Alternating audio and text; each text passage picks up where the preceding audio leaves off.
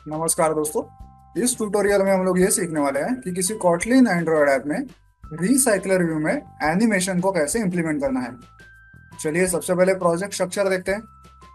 यहाँ पे है एक मेन एक्टिविटी, एक मॉडल क्लास और एक माई एडेप्टर क्लास। और लेआउट फोल्डर में है activity underscore main dot XML जो कि इस मेन एक्टिविटी की यूआई फाइल है। और रो अंडरस्कोर आइटम डॉट एक्सएमएल, ये कौन सी है फाइल? देखिए, रिसाइकलर व्यू में जो एक रो होगी या जो एक आइटम हम लोग दिखाने वाले हैं, उस रो की, उस आइटम की यूजर इंटरफेस इस फाइल में लिखी जाएगी। ओके। उसी के साथ हमारे पास यहाँ पे एक एनिम करके फोल्डर है, एनिम। इसके अंदर हम अलग अलग एनिमेशन फाइल्स लिखेंगे, जैसे कि blink animation, bounce animation, down to up animation वगैरह वगैरह। ढेर सारे एनिमेशन फाइल्स हैं। और उसी के साथ एक माई लेआउट एनिमेशन फाइल है यहाँ पे। देखिए इसमें क्या लिखा है, हम लोग चेक करते हैं। My layout animation dot XML. Okay. तो इस फाइल में हमने क्या लिखा है, एक लेआउट एनिमेशन करके एक टैग लिया है। इसमें हम लोग उस एनिमेशन फाइल का नाम डिफाइन करेंगे जो एनिमेशन हम लोग यूज करने वाले हैं। जैसा कि यहाँ पे लिखा हुआ है @anim slash left to right. यहाँ पे एक लेफ्ट टू राइट करके फाइल होगी, देखिए यहाँ पे है लेफ्ट टू राइट।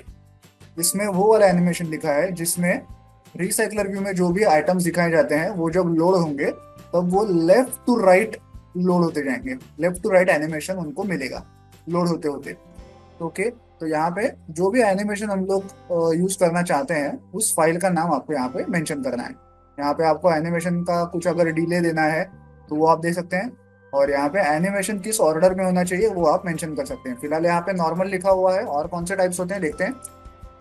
एक होता है नॉर्मल, एक होता है रैंडम और एक होता है रिवर्स। हमने फिलहाल नॉर्मल टाइप को चूज किया है। आप चाहें तो दूसरे टाइप्स को भी आजमा सकते हैं। ओके। तो ये माई लेआउट एनिमेशन करके एक फाइल भी यहाँ पे है इस एनिम फोल्डर में। और उसके साथ अलग अलग एनिमेशन फाइल्स हैं जो कि हम लोग इस माई लेआउट एनिमेशन फाइल में इस जगह पे यूज कर सकते हैं। अब ये माई लेआउट एनिमेशन फाइल हम लोग कहाँ यूज करेंगे वो हम लोग आगे देखेंगे। फिलहाल हम लोग देखते हैं user interface activity underscore main dot XML. Okay. यहाँ पे हमारे पास है एक रिसाइकलर व्यू। इसका कोड देखते हैं। देखिए यहाँ पे है एक कंस्ट्रेंट लेआउट और कंस्ट्रेंट लेआउट के अंदर है एक रिसाइकलर व्यू। और इस रिसाइकलर व्यू में एक एट्रीब्यूट लिखा हुआ है लेआउट एनिमेशन करके। और यहाँ पे हमने उस माई लेआउट एनिमेशन एक्सएमएल फाइल को मेंशन किया है, इस वाले फाइल को। ओके। जिसके अंदर हमने वो ये वाला कोड लिखा है। तो इसे हमने कहाँ पे मेंशन किया है, रिसाइकलर व्यू में लेआउट एनिमेशन एट्रीब्यूट में हमने उस फाइल को मेंशन किया है। ओके।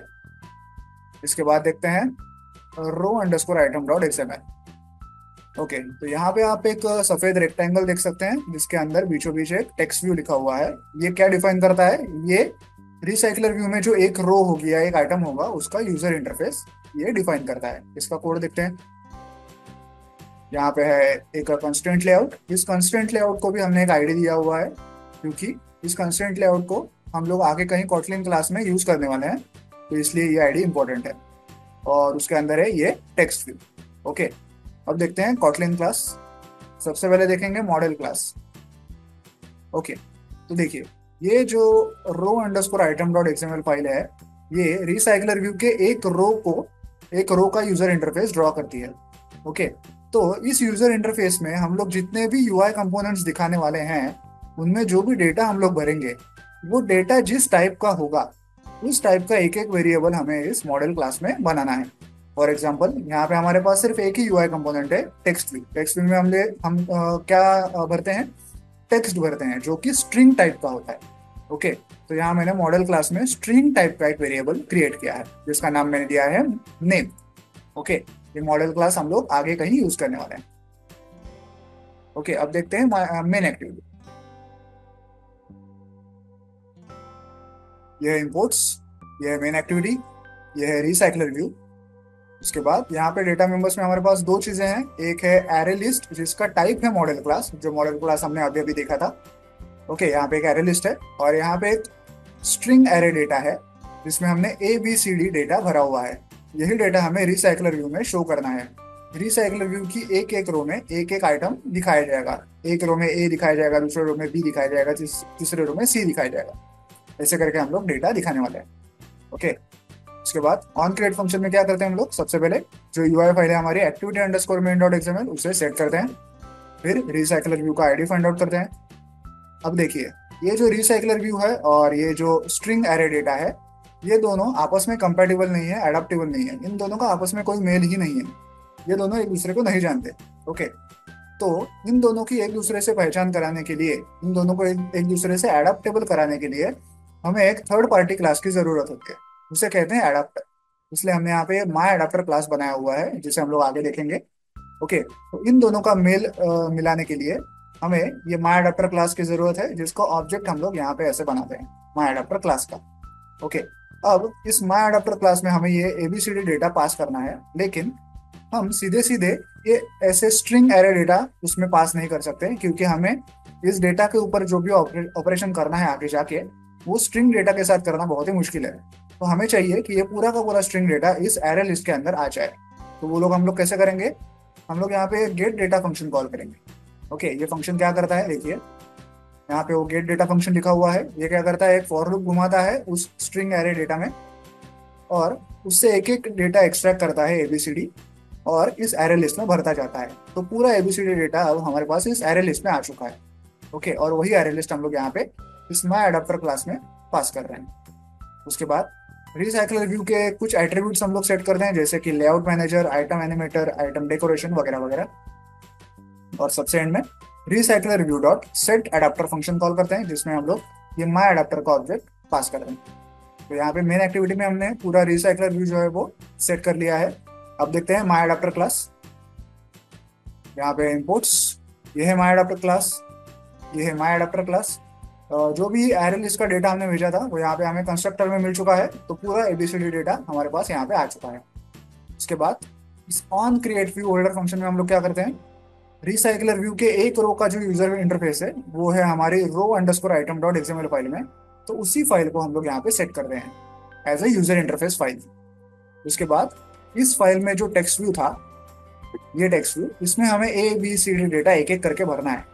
तो वो काम हम लोग कहाँ पे करेंगे, वो काम हम लोग करेंगे इस on bind view holder function में। इसमें हम लोग टेक्स्ट व्यू को एक्सेस करते हैं और एरे लिस्ट से एक एक डेटा उठा के इस टेक्स्ट व्यू में भरते जाते हैं, एक एक रो के अंदर। उसके बाद यहाँ पे गेट आइटम काउंट करके फंक्शन है, हमें बताना पड़ता है कि रिसाइकलर व्यू में टोटल कितने आइटम्स हम लोग शो करने वाले हैं। तो हमारी जो एरे लिस्ट है उसकी साइज ही हम लोग यहाँ पे मेंशन कर रहे हैं। उसके बाद यहाँ पे एक व्यू होल्डर क्लास है। यहाँ पे सबसे पहले हम लोग टेक्स्ट व्यू का आईडी फाइंड आउट करते हैं। उसके बाद टेक्स्ट व्यू जिस कंस्ट्रेंट लेआउट के अंदर हमने लिखा था, देखिए ये टेक्स्ट व्यू है और उसके इस कंस्ट्रेंट लेआउट के अंदर वो टेक्स्ट व्यू हमने लिखा था, और इस कंस्ट्रेंट लेआउट को भी हमने एक आईडी दिया था, अगर आपको याद हो। कंस्ट्रेंट लेआउट क्या है, देखिए ये जो पूरा सफेद रेक्टेंगल है ये वो कंस्ट्रेंट लेआउट है। ओके, तो इस पूरे रेक्टेंगल की आईडी क्या है वो हम लोग फाइंड आउट कर रहे हैं। ऐसे उसको नाम हमने दिया है रो आइटम।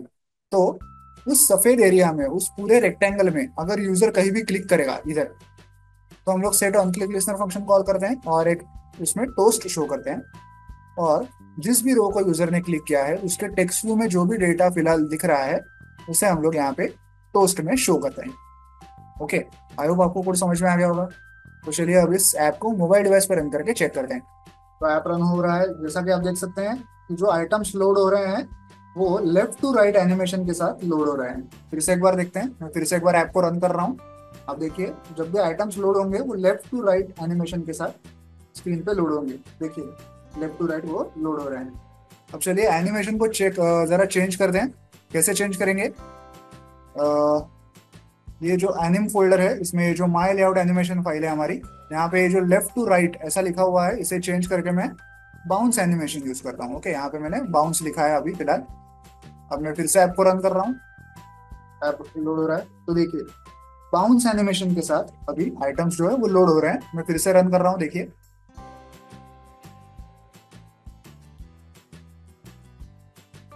बाउंस एनिमेशन के साथ जो आइटम्स है वो लोड हो रहे हैं। इस नॉर्मल को भी चेंज करके देखते हैं। नॉर्मल की जगह हम लोग रैंडम करते हैं, देखते हैं क्या होता है। फिर से रन कर रहा हूँ ऐप को।